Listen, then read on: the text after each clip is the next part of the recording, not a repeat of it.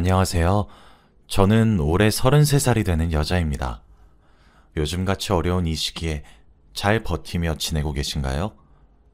남들은 코로나 덕분에 피해를 입었다고 말하던데 저는 코로나 덕분에 새 인생을 살게 되었으니 참 웃어야 하는 건지 울어야 하는 건지 잘 모르겠네요. 저는 결혼을 앞두던 새 신부였습니다. 코로나가 심해지기 시작하면서 제 결혼 날짜는 차일피일 미뤄졌고 결국 동거를 하되 결혼식은 코로나가 조금 잠잠해지면 올리기로 하였어요. 그래서 저희는 신혼집에서 먼저 함께 지내는 걸 시작했습니다.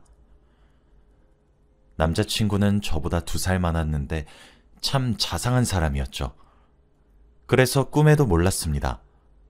제 남편이 될 사람이 그런 쓰레기만도 못한 인기란 사실을 말입니다. 저희는 결혼식장 날짜를 연기하고 혼인신고만 안 했지 웨딩 촬영도 살림살이 준비도 다 끝낸 상태였습니다. 그랬던 저희는 8년이란 연애 생활에 종지부를 찍었습니다. 살림을 합치게 되면서 저희 지역에서 코로나 감염자가 급격하게 증가하게 되었고 저는 재택근무로 변경이 되었습니다. 아무래도 지역 자체가 고위험이다 보니 자가 격리랍시고 몇 주씩 집에만 머무르게 되었고 컴퓨터로 일을 하게 되었습니다. 현장 근무에서 재택근무로 변경이 되면서 전 집에만 있었고 그래서 이런 일을 겪게 된 것 같아요. 처음 가진 저희의 신혼생활은 정말 행복했습니다. 세상의 모든 것이 아름다웠고 이렇게 행복해도 되나 싶을 정도였죠. 이 행복이 사라질까 두렵기도 했었어요. 그렇게 행복했던 하루하루가 지속되어 오던 어느 날이었습니다. 저희 신혼집에 법원으로부터 우편물이 하나 왔더군요. 법원에서 올 리가 없는데 무슨 일인가 싶어서 열어보니 그곳엔 제가 상간녀로 고소가 되어 있었습니다. 저는 믿기지 않았고 두 눈이 휘둥그레졌죠. 그리고 이게 무슨 영문인가 싶어서 아리송한 그때였습니다. 제게 모르는 번호로 전화 한 통이 걸려오더군요. 전화를 받았습니다. 여보세요? 거기 김진순 씨 댁 맞나요? 네, 누구시죠? 와, 생각보다 뻔뻔하네. 오늘 법원에서 고소장 날라갔을 건데 혹시 전화 받으시는 당신이 받으셨나요? 누구신데 그러시나요? 누구신데 그러시나요? 어이가 없네. 저 김진수 씨 와이프 되는 사람입니다. 저는 무슨 영문인지 몰랐습니다. 혹시 제게 상간자 소송을 거신 분이신가요? 라는 제 질문에 상대방 여성분은 씩씩거리며 대답했어요.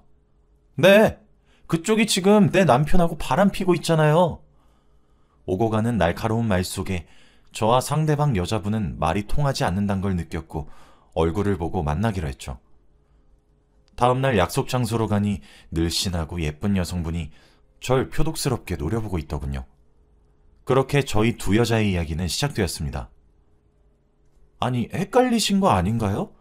저는 진수 씨랑 내년에 결혼을 약속한 사람입니다. 불륜이라뇨, 상간자라뇨. 진짜 일면식도 없는 사람한테 이게 뭐 하는 짓입니까? 법적으로 대응해 드려요? 저는 자리에 앉기도 전에 소리를 빽 질렀습니다. 그런데 그 여자 입에서 나오는 말에 저는 경악을 금치 않을 수 없었습니다. 뻔뻔하긴. 야, 나는 진수 씨랑 10년 전에 결혼했어. 알아? 우리 사이엔 애도 둘이나 있다고. 네가 남의 가정 파탄낸 주제에 지금 어디서 큰 소리야? 큰 소리는. 네? 아니 진짜 무슨 말씀이세요? 저 진수 씨랑 8년 만났어요. 진수 씨가 결혼하다뇨. 제가 지르는 소리를 끝으로 저와 상대방은 뭔가 말이 안 맞는다는 생각을 서로 했고 저희 테이블엔 침묵이 흘렀습니다. 우리 흥분을 가라앉히고 차분히 얘기 좀 하죠. 라는 제 제안을 그 여자는 받아들였어요. 이야기의 전말은 이러했습니다. 그 상대방 여자분 이름은 미희였습니다. 미희 씨는 저보다 1살 더 많았고 대학교 시절에 제 남자친구와 사랑에 빠져 아이를 가지게 되었다고 합니다. 그렇게 임신과 출산, 그리고 육아로 인해 대학교도 자퇴하게 되었다고 합니다. 미희 씨는 24, 제 남자친구는 25이란 어린 나이에 바로 결혼을 했고 아이를 낳았다고 합니다. 하지만 2년 뒤 남편이 대학교 졸업과 동시에 제가 사는 지역에 취업을 하게 되면서 둘은 주말 부부로 생활했다고 해요. 아무래도 미희 씨도 어린 나이였기 때문에 미희 씨네 친정집의 도움도 절실했기에 주말 부부로 생활하는 것에 서로 동의를 했던 것이었고, 그렇게 남자친구는 타 지역에 혼자 살기 시작하면서 저와의 만남을 시작했던 것이었습니다. 게다가 미희 씨와 남자친구 사이에는 아이가 2명 있었는데 그중 둘째는 저와 연애를 한 지 3년 차가 되던 해에 태어났더군요. 진짜 듣는 내내 너무 어이가 없어 화도 안 나더라고요. 그러다 저와 결혼 이야기가 슬슬 나오기 시작하자 저와 혼인신고를 하기 위해 미희 씨와의 결혼 생활을 청산해야 할 필요성을 느꼈고, 미희 씨에게 협의 이혼을 하자고 이혼 신청서를 들이밀었다고 합니다. 미희 씨는 갑작스런 이혼 제안에 정신이 혼미해졌고 무작정 남자친구를 잡기 시작했다고 해요. 자신이 다 고치겠으니 이혼은 하지 말자, 다시 생각해보자, 부부 상담이라도 받아보고 생각해보자 등등 미친 듯이 말렸지만 당연히 남자친구는 꿈쩍도 하지 않았고, 바로 그 타이밍에 미희 씨는 남자친구의 소지품에서 제 흔적을 찾아내게 되었습니다. 하루는 주말에 잠깐 들린 남편에게서 낯선 향수 냄새가 났고 설마 하는 마음에 휴대폰을 뒤져보니 저와의 애정 넘치는 카톡방이 보였다고 해요. 그리고 남편의 공인인증서로 로그인을 했더니 카드 내역이 장난 아니었던 거죠. 그렇게 미희 씨는 바로 변호사를 상담하러 갔고 제게 상간자 소송을 걸었던 거였습니다.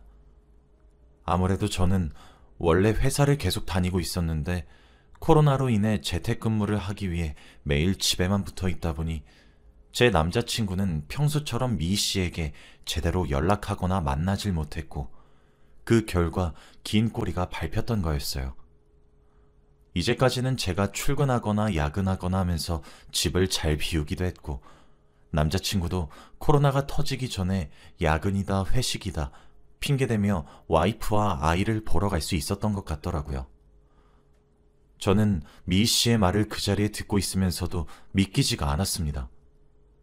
제대로 믿지 못하겠다고 말을 하니 미희 씨는 둘 사이에서 태어난 아이 2명의 사진과 결혼 날짜가 적혀있는 결혼사진, 그리고 양가 부모님을 모시고 간 효도여행 사진 등을 차례차례 제게 보여주기 시작했습니다.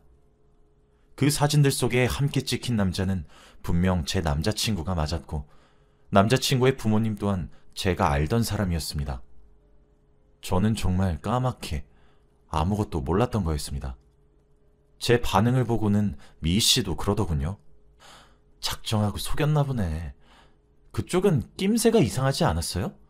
어떻게 아무것도 눈치를 못 챌 수가 있어요? 라고 하더군요. 일단 먼저 죄송합니다. 정말 몰랐어요. 아니 상상도 못했다고요. 결혼한 것도 모자라 아이까지 있다뇨. 가정이 있을 거라곤 정말 생각지도 못했습니다. 제 말에 미희 씨는 의심의 눈초리로 절 쳐다보았고 저는 제 결백을 증명하기 위해 사진첩을 뒤져 보여주며 얘기했어요.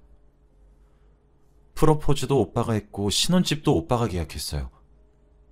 저에겐 주말마다 본가에 내려가서 부모님과 함께 있어야 한다고, 부모님이 엄하시니까 주말만 전화하는 것 좀 양해해달라고 했고요. 그리고 상견례도 하고 양가 부모님끼리 따로 만나기도 했어요. 만약에 오빠가 결혼했다면 제가 그랬겠어요? 정말 까맣게 몰랐습니다. 오빠네 부모님도 미희 씨 언급조차 하지 않았다고요. 정말 미안해요. 정말 몰랐어요. 정말 죄송합니다. 제가 내민 증거물들을 미희 씨는 아무 말 없이 물끄러미 쳐다보며 한 장씩 넘겨보더니 이내 큰 눈에 눈물이 맺혔습니다. 제게 프로포즈를 하는 동영상을 보고는 오열을 하더군요. 촛불길을 깔아놓고 제게 장미꽃 한 다발을 건네며 결혼하자는 영상이었어요. 저희 둘은 그렇게 커피 한 잔씩을 눈앞에 두고 한참 동안 정적 속에 있어야 했죠. 제 증거 사진과 영상들을 보면서 훌쩍이는 와이프를 제가 달래는 모습도 어찌 보면 참 우스우니까요. 얼마나 한참의 시간이 흘렀을까. 제가 가정을 파탄내게 만든 것은 잘못했고 정말 죄송하게 생각합니다. 하지만 저도 제 남편 될 사람이 그렇게 천하의 못된 놈이란 사실을 오늘 알았습니다. 상간자 소송 취하해주세요. 취하지 않으시면 저도 법적으로 대응하도록 하겠습니다. 미 씨는 제 말에 아무런 대꾸도 하지 않더군요. 그럼 먼저 일어나 보겠습니다. 라고 말을 한 뒤 저는 집에서 돌아올 남자친구를 기다렸습니다. 저녁이 되었고 퇴근 시간이 지나자 남자친구는 문을 열고 저희 신혼집에 들어왔어요. 자기야, 나왔어! 라며 해맑게 달려오는 남자친구의 뺨을 저는 후려쳤습니다. 웃으며 들어오다 남자친구는 깜짝 놀라더군요. 저는 그 가정스러운 얼굴에 법원에서 받은 우편물을 던졌어요. 너 결혼한 거 왜 말 안 했어? 제 한마디에 다급하게 우편물을 뜯던 남자친구는 바로 무릎부터 꿇고 사죄하기 시작했습니다. 그때부턴 다들 예상했겠다시피 집안 꼴이 말이 아니게 되었습니다. 저는 친정과 시댁에 전화를 드려서 양가 부모님을 신혼집으로 와달라 부탁을 드렸습니다. 저희 집에 먼저 도착하신 것은 저희 부모님이셨고 부모님은 들어오자마자 무릎 꿇고 있는 남자친구와 저를 번갈아 쳐다보며 당황하셨어요. 저는 거기에 대고 우편물을 내밀었고 자초지종을 설명했습니다. 저희 부모님이 저를 얼마나 애지중지 기르셨는데 상간자 소송이라니. 참 기가 막히셨겠죠. 어머니는 다리에 힘이 풀리셨는지 바닥에 그만 털썩 주저앉으셨고 아버지는 남편의 멱살을 잡고 흔들었죠. 마침 그때 시댁에서 남자친구의 부모님이 도착하셨죠. 당연히 저희 아빠에게 멱살 잡힌 남편을 보고 소리를 고래고래 지르시며 달려드셨고 정말 개판이 되어갔습니다. 하지만 저희 가족이 내민 우편물 하나에 꼬리를 말고 얌전해지시더군요. 저흰 거실에 둘러앉았습니다. 저희 가족 모두 설명을 요구했습니다. 그랬더니 시댁 식구들과 남편이 입을 모아 미 씨가 정신이 나간 것이라고 주장하더군요. 모든 것이 오해란다, 아가. 그래, 사실 내 아들 결혼은 했었단다. 아이도 있었어. 하지만 그 아이들도 우리 아들의 친아들이 아니란다. 그래서 계속해서 법정 싸움을 하고 있었어. 하지만 그 여자가 이혼을 해주겠다 말겠다 하루에 12번도 더 마음을 바꾸면서 이렇게 질질 끈 거야. 미리 말 못해서 미안하구나. 하지만 정말 이혼을 하고 있던 중이었단다. 마침 그때였습니다. 띵동. 저희 집 초인종 소리가 들리더군요. 저는 재빠르게 문을 열었고 마지막 손님을 맞이하였습니다. 제가 초대한 마지막 손님은 미 씨였습니다. 사실 저는 양가 부모님께 사실 폭로를 하기 위해 연락드림과 동시에 미 씨에게도 저희 집 주소를 알려줬고 문자를 보냈습니다. 미 씨 안녕하세요. 박유정입니다. 조금 있으면 진수 씨와 그쪽 부모님과 저희 부모님 모두가 저희 집으로 오실 거예요. 저희 집 주소로 오시고 싶으시면 오셔도 상관없습니다. 저는 당연히 진수 씨와의 결혼도 물을 거고 속이고 결혼하려고 했으니 약혼 위자료도 청구할 생각입니다.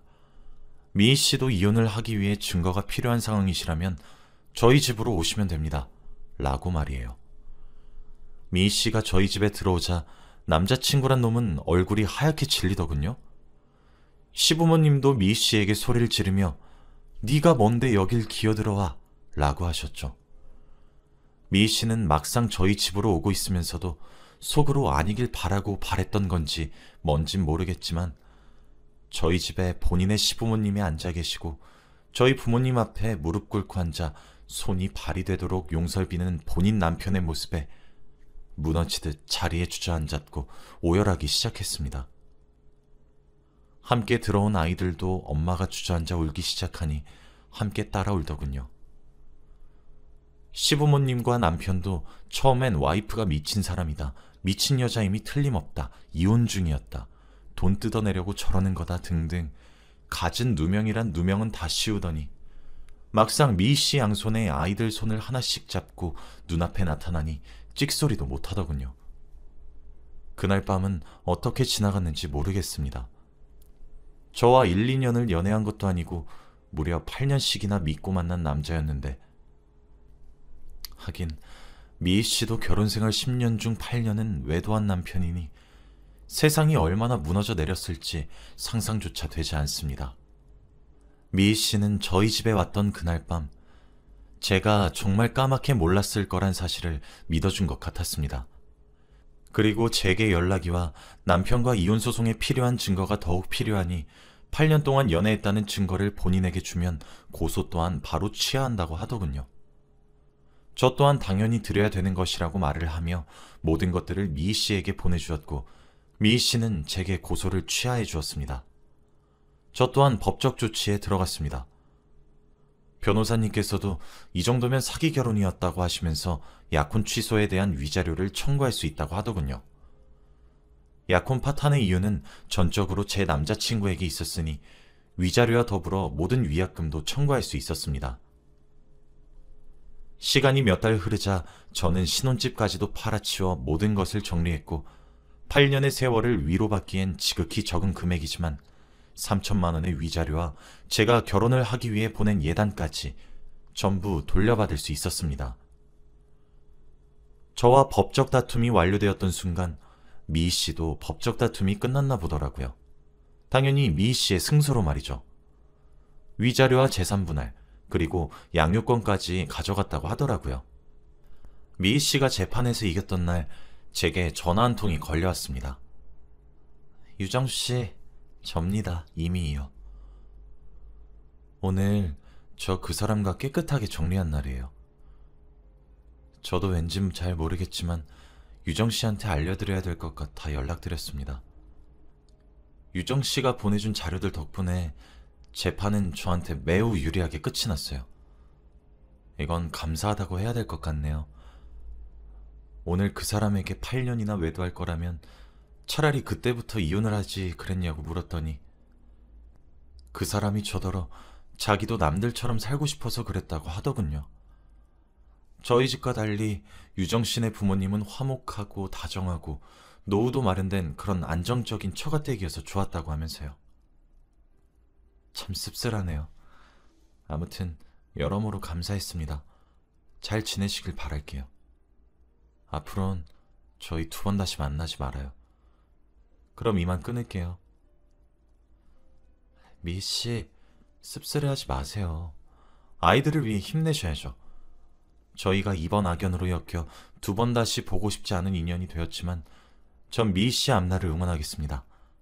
이제 행복하시길 바랄게요. 그렇게 저희 둘은 전화를 끊었습니다. 지금 생각해보면 혼인신고도 결혼식도 어떻게든 미루려고 했던 남자친구의 모습에 왜 전 아무런 의심도 하지 않았는지 의아할 때가 종종 있어요. 저나 미희 씨나 근 10년에 가까운 긴 시간 동안 눈치를 못 챘던 것은 그 사람을 전적으로 믿어서겠죠. 아마 그 사람은 빚에 허덕이게 될 겁니다. 월급도 뻔한 사람이고 시댁도 그리 여유롭지 않은데 2명의 여자에게 위자료를 줘야 하고 심지어 미희 씨에겐 재산도 분할해줘야 하니까요. 저희 2 여자에게 줬던 상처에 비하면 3발의 피도 안 되겠지만 벌을 받아 참 다행이란 생각이 듭니다. 저에게만 그러는 것인지 아니면 미희 씨에게도 그러는 것인지는 알 수가 없습니다만 진수 씨는 제게 자꾸 연락을 해오고 있습니다. 사랑해서 그랬다. 널 놓치고 싶지 않아서 그랬다. 내가 어리석었다. 한 번의 기회를 주면 안 되겠냐. 등등. 제게 하루에 한 번씩은 꼭 부재중을 남겨놓더군요. 업무용으로 사용하는 번호라 바꾸기엔 너무 귀찮았는데 조만간 번호도 바꾸고 모든 질긴 인연을 딱 끊으려고 합니다. 그래서 저는 사람들이 코로나가 너무 싫다고 하지만 어쩌면 절 구해준 것은 코로나가 아닐까 하는 생각이 들곤 합니다. 제 이야기는 여기까지입니다. 아직 헤어짐의 충격이 가시지 않아서 아마 당분간은 남자의 남자도 쳐다보기 싫으네요. 언젠간 제게 좋은 인연이 찾아오게 되겠죠. 여러분들도 결혼할 상대라고 전부 다 믿지 마시고 항상 끊임없이 의심하세요. 그러지 않길 바라지만 생각보다 참 나쁜 사람일 수 있으니까요. 돌다리도 두들겨보고 건너란 말이 있잖아요. 저는 10번, 20번, 30번, 아니, 어쩌면 그 이상을 두들겨도 또 두들겨 봐야 된다고 생각하게 되었습니다. 아마 다음 사람을 만나게 될 때는 무척이나 신중해질 것 같아요. 어쩌면 아무도 못 믿게 될지도 모르겠고요. 제 긴 이야기를 들어주셔서 정말 감사드리고 다들 행복하시